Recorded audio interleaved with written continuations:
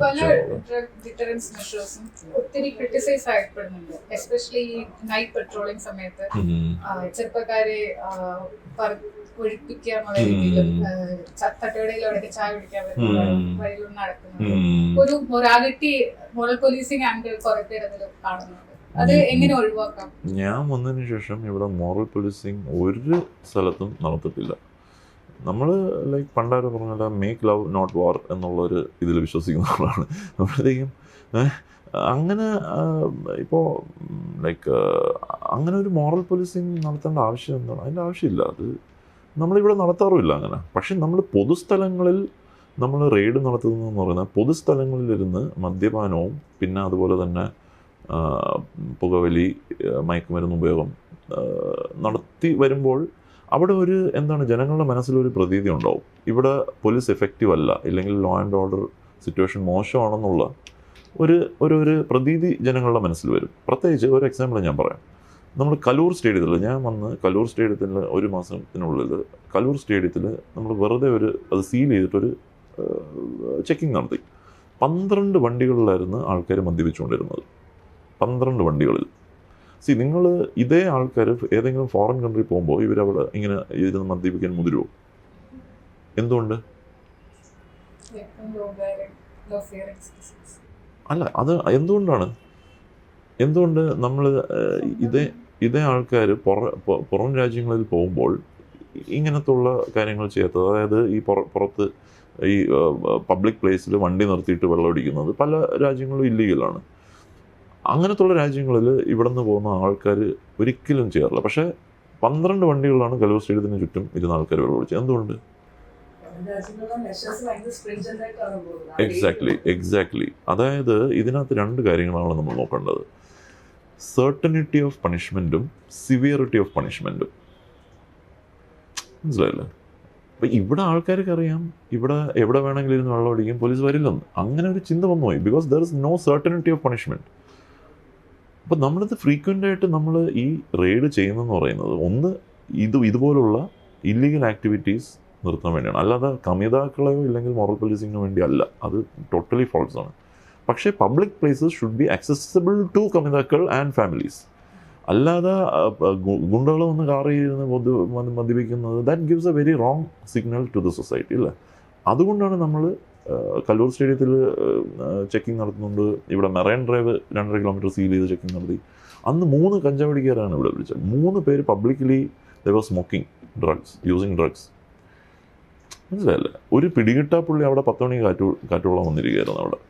കാരണം there was a feeling that police inactive ആണെന്നുള്ളൊരു feeling. അപ്പോൾ അത് നമുക്ക് over a period of time മാറ്റാൻ പറ്റും. കാരണം ഇപ്പോൾ എല്ലാ സബ് ഡിവിഷനിലും ആഴ്ചയിൽ ഒരിക്കൽ ഒരു പബ്ലിക് പ്ലേസ് വിത്ത് ഡോഗ് ഒരു ചെക്കിംഗ് ഉണ്ട്. ഒരു 10-30 പോലീസുകാർ അടങ്ങുന്ന ടീം. ദാറ്റ് ആക്ച്വലി എന്താണ് ഇങ്ങനത്തുള്ള ക്രിമിനൽസ് ഇല്ലെങ്കിൽ അൺവാണ്ടഡ് ആൻറ്റി സോഷ്യൽ എലമെൻസിനെ പബ്ലിക് പ്ലേസിൽ നിന്ന് മാറ്റി നിർത്താൻ വേണ്ടിയാണ്. So that becomes even more safer for എന്താണ് പറയുന്നത്, നിങ്ങളിപ്പോൾ ജനറൽ പബ്ലിക് അല്ലെങ്കിൽ ഫാമിലി ഇല്ലെങ്കിൽ നിങ്ങൾ പറയുന്ന കമിതാക്കൾ അവർക്ക് കുറേ കൂടെ സേഫാക്കി കൊടുക്കുകയാണ്. അതിനു വേണ്ടിയാണ് നമ്മൾ ഇത് ചെയ്യുന്നത്. അല്ലാതെ ഒരിക്കലും നമ്മൾ മോറൽ പോലീസിംഗ് ആയിട്ട് ഇതിനകത്ത് ഒരു കണക്ഷനും ഇല്ല. Public places should be accessible to all, not drug peddlers and കള്ളുടിയന്മാർ. അതിനു വേണ്ടിയുള്ള പരിപാടിയാണ്. ഇപ്പോൾ എല്ലാ സബ് ഡിവിഷനിലും ഇതേപോലെ നമ്മൾ ഓരോ പ്ലേസ് റാൻഡമായിട്ട് ബിഗ് സ്കെയിലിൽ ചെക്കിങ് നടത്തുന്നുണ്ട്. എല്ലാ സബ് ഡിവിഷനിലും സിറ്റിയിൽ അക്രോസ് ദ സിറ്റി. അത് നമ്മൾ എല്ലാ ആഴ്ചയും ഞാൻ പേഴ്സണലി റിവ്യൂ ചെയ്യുന്നുണ്ട്. വുമൺ സേഫ്റ്റി ഞാൻ പറഞ്ഞില്ല, ഇപ്പോൾ നൈറ്റ് പെട്രോളിംഗ് എന്ന് പറയുന്നത് നമ്മൾ വളരെ സ്ട്രിക്റ്റ് ആക്കിയിരിക്കണം. അതായത് 1275 പോയിൻറ്റ്സ് ആണ് നൈറ്റ് പെട്രോളിംഗ് വെഹിക്കിൾസും കൺട്രോൾ റൂം വെഹിക്കിൾസും ചെക്ക് ചെയ്യുന്നത്.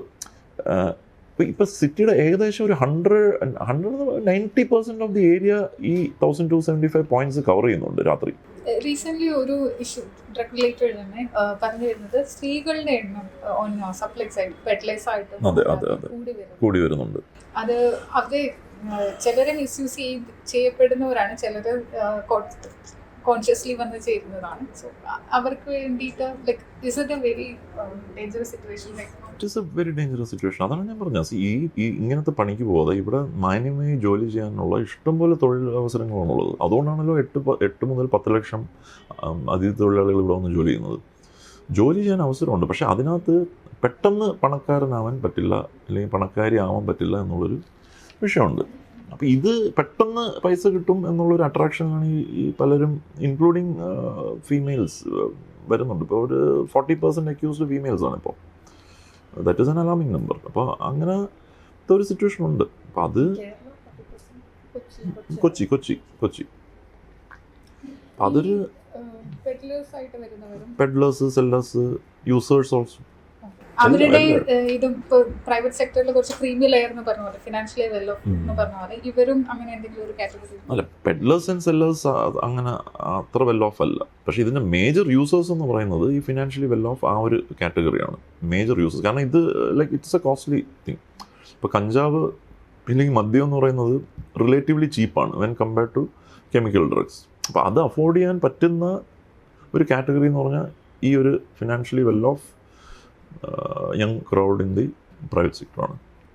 Professionals also.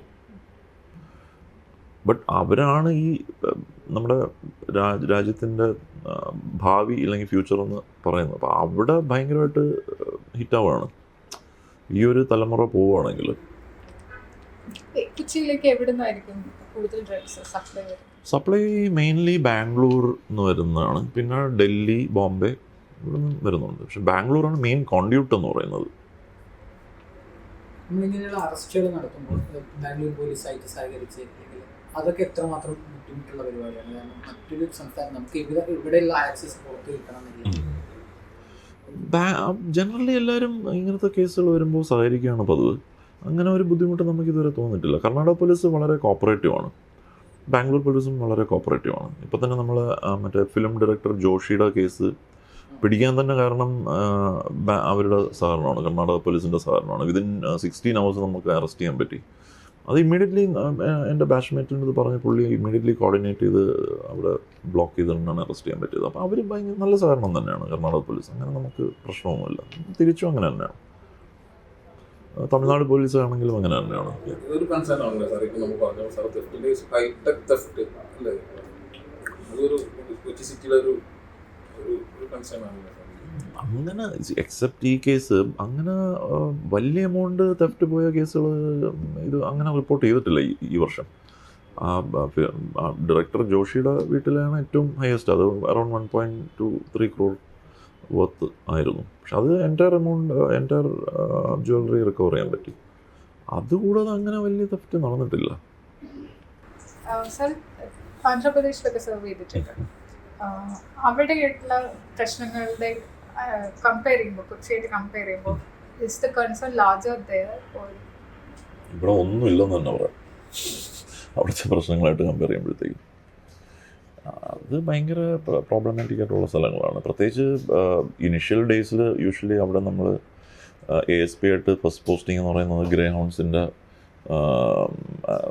ഇൻചാർജ് ആയിട്ടായിരിക്കും ഒരു 4 to 6 months. So we have to actually go for operations. അത് കഴിഞ്ഞിട്ടാണ് പിന്നെ സബ് ഡിവിഷണൽ പോസ്റ്റിംഗ് വരുന്നത്, which again will be in a Naxal infested area. Districts also Naxal infected district ആയിരിക്കും. അപ്പം നമ്മൾ അവിടെ എന്ന് പറയുന്നത് practically we are handling conflicts, extreme level of conflicts at the beginning of our career. Conflict war zones ആണ് അവിടെ. ആ ഒരു സിറ്റുവേഷനിലായിരുന്നു അന്ന് ഉണ്ടായിരുന്നത്. അപ്പോൾ അത് ഹാൻഡിൽ ചെയ്ത് വന്നിട്ട് ഇവിടെ വന്ന് നോക്കുമ്പോഴത്തേക്കും ഇറ്റ് ഈസ് ക്വയറ്റ് പീസ്ഫുൾ. അങ്ങനെ ഒരു പ്രശ്നം എനിക്ക് തോന്നിയിട്ടില്ല. കാരണം we have handle lot of conflicts.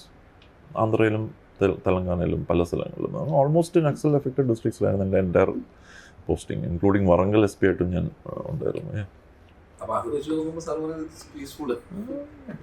നമ്മൾ ഫസ്റ്റ് പോസ്റ്റിംഗ് എന്ന് പറയുന്നത് നമ്മൾ ഗ്രേ ഹൗൺസിൻ്റെ അസോൾട്ട് കമാൻഡറായിട്ടാണ്. ഇപ്പം നമ്മൾ 1-2 ടീം ലീഡ് ചെയ്യണം, ഓപ്പറേഷൻസ് ലീഡ് ചെയ്യണം, ആക്ച്വൽ ഓപ്പറേഷൻസ്.